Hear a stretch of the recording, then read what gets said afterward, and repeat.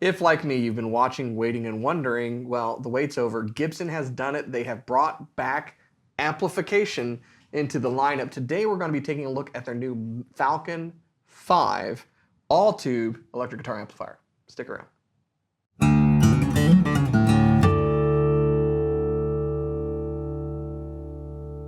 Hey, you're watching Alamo Music TV. My name is Chris McKee. And I'm Cooper Greenberg. We're here with Alamo Music in San Antonio, Texas, and you can find us online at alamomusic.com. If you're new to the channel, make sure you subscribe, turn on notifications, like our videos. If you want to support the channel, visit our spring store link below for custom swag, and check out our podcast, the Fretboard Confessional, wherever you get your podcasts. And you can shop online and buy stuff. Not this. You have to call us or come in to buy this because it says Gibson on it, and that's the last I'm going to say about that. But what I am going to say about it to start with is a joke. Do you know how to make a tissue dance? You put a little boogie in it. And that effectively, come on, it's a great dad joke. That effectively is what Gibson has done with amplification at this point. So this is the new Gibson Falcon 5. It's part of a pair of Gibson amps, but this is the only one they sent us. Yeah. So this is the one that we are reviewing for now. We have the others on order. I think we'll see the 10. This is the 10. The 12 is the one coming. No, but what's the other model? Oh, yeah, I think it's called the 10. Falcon 10. Yeah. We got the Falcon 5.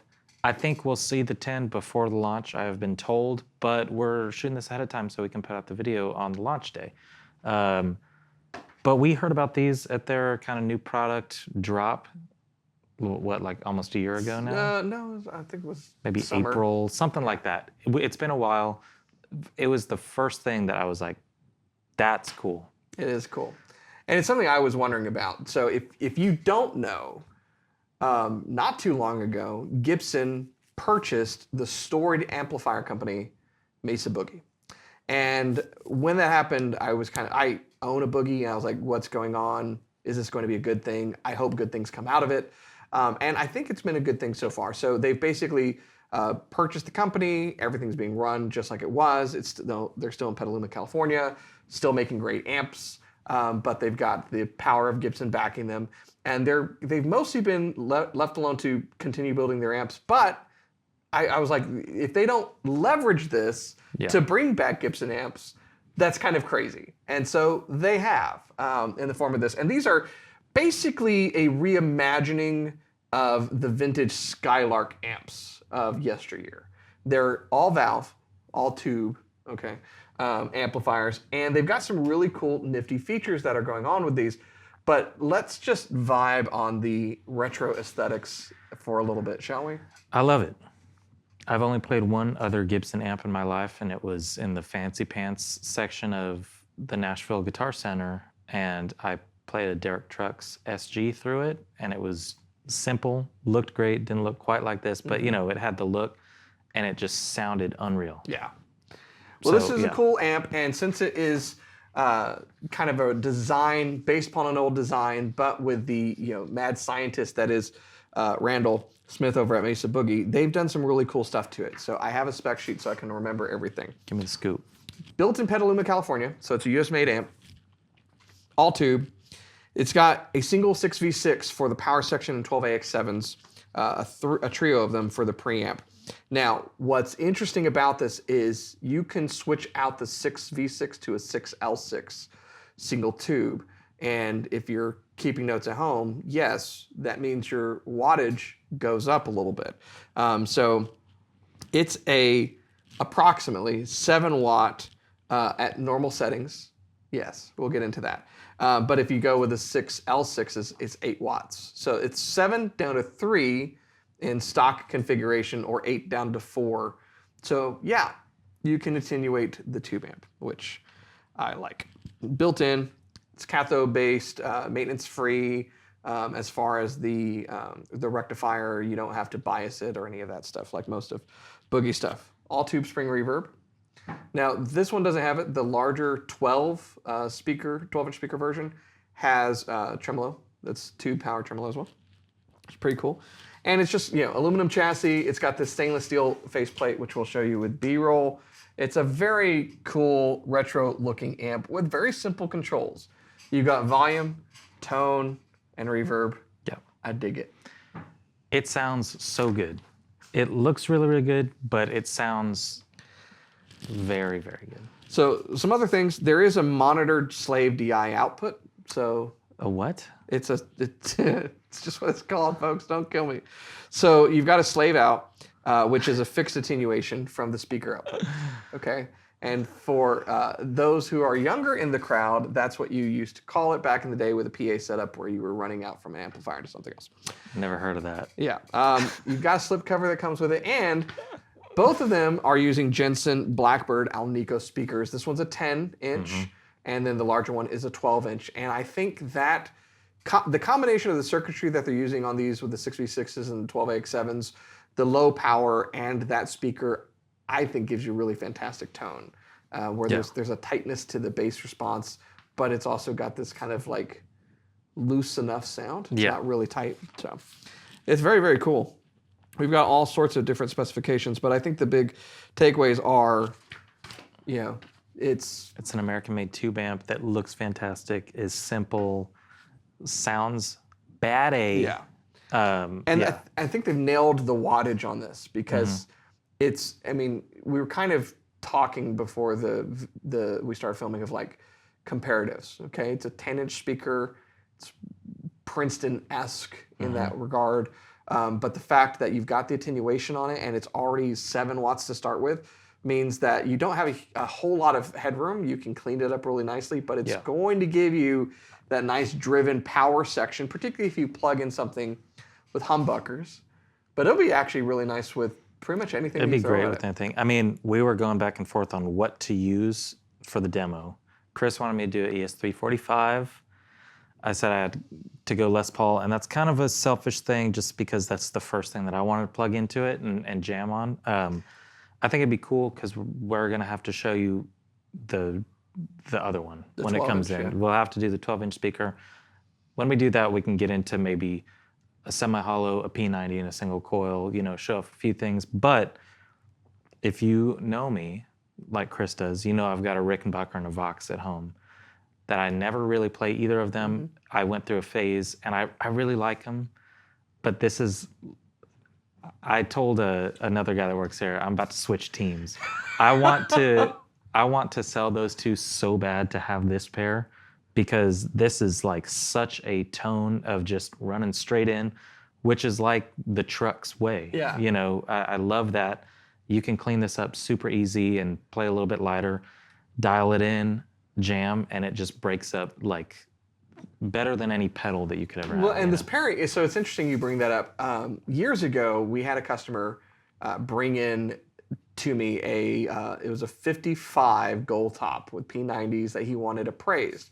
And it just so happened we got there and I opened the brown case that, it's this beautiful gold top P90 56 Les Paul that he bought from Alamo Music. He still had the receipt in the case. And he bought the GA4, which was called the Les Paul amp because back then they were often paired together. Yeah. And there is something beautiful with those old amps and those old Les Pauls when you plug them in.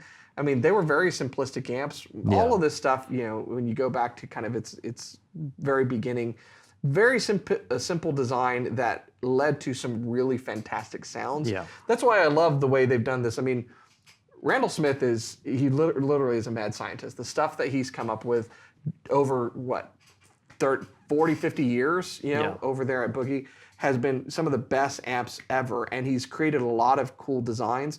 But while sometimes they're complicated, if anyone has ever messed with a Boogie, they're like a different animal. There's a simplicity at the root of it. I love the way this has taken that idea. Outside of the attenuation, you got 3 knobs, right? Plug it in, turn it on. Yeah. It's awesome. So I think without any further ado, we should take a listen to it. So check it out.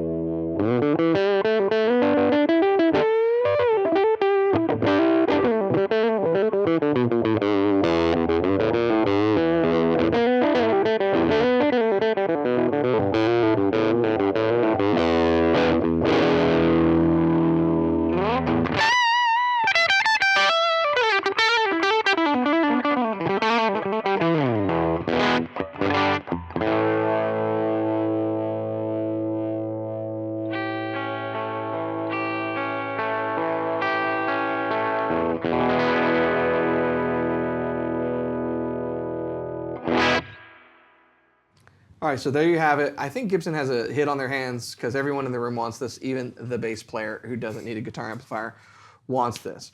So let's talk about some specifics. So it's the Falcon 5. The bigger one is the Falcon 20. Here's pricing. This is $14.99, and the bigger one is $17.99. That's on the money.